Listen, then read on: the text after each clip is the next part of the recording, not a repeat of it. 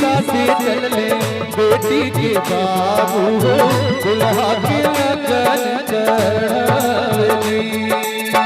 गुरबूजी सासे चल ले बेटी के बाबू हो दुल्हा के लगन चढ़ावली।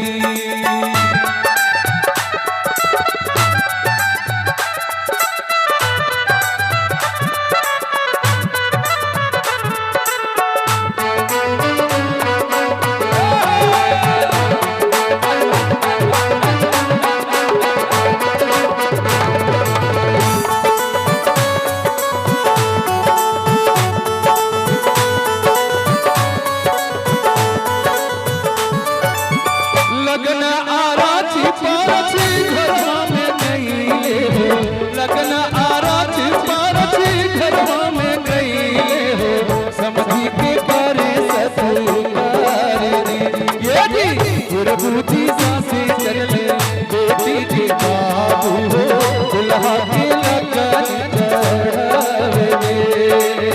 गुरबूजी सासे चल ले बेटी के बाबू हो दुल्हा के लगन चढ़ावे।